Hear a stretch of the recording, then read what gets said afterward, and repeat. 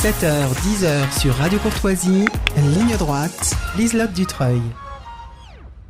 On retrouve Marc Fromager pour cette chronique en partenariat avec SOS Chrétien d'Orient. Bonjour Marc Fromager.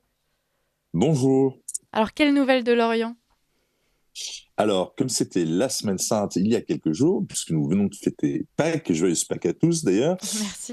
eh bien, je fais une chronique spéciale Terre Sainte. Vous savez que l'Église catholique, en général, pour le Vendredi Saint, fait une quête spéciale pour la Terre Sainte. Nos frères chrétiens de cette région du monde où le Christ est né, eh bien, nous tiennent à cœur.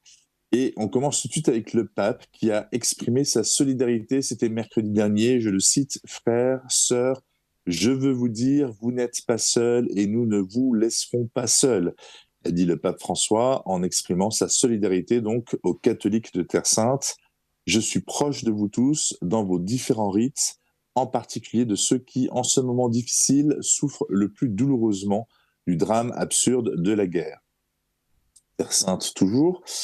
Revenez en Terre Sainte. Le patriarche latin de Jérusalem, le cardinal Pizzaballa, a lancé un appel aux nombreux pèlerins qui, à cause du conflit, n'ont pas pu atteindre la Terre Sainte.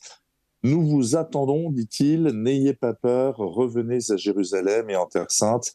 Votre présence est toujours une présence de paix et aujourd'hui, nous avons tellement besoin de paix.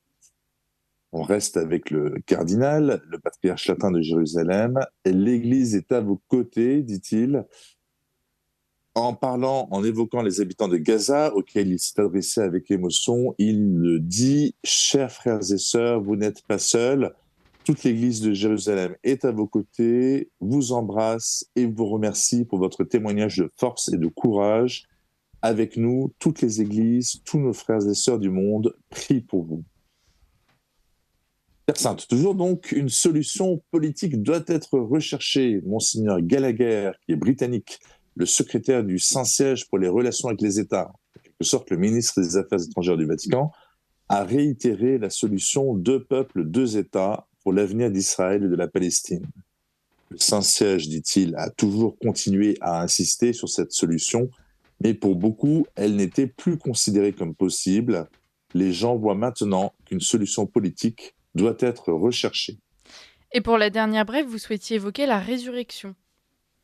Bah oui, parce que cette région du monde, elle est quand même un peu compliquée, on le voit bien en ce moment. Donc, finir sur une note d'espérance. Là, je donne la parole à Monseigneur Rafik Nara, qui est évêque auxiliaire du patriarcat latin de Jérusalem. Si l'on pose un regard de façon globale, dit-il, les ténèbres sont partout. Mais je pense qu'il faut toujours être capable de voir la présence de la lumière. Il y a la lumière du Christ qu'on attend, la lumière de la résurrection, mais il y a aussi des actes de lumière qui sont déjà là. Écoutez, Marc Fromager, merci beaucoup de finir sur cette note d'espoir. Ça nous remet un peu de baume au cœur en ce milieu de semaine. On vous retrouve la semaine prochaine. Merci beaucoup d'avoir été parmi nous.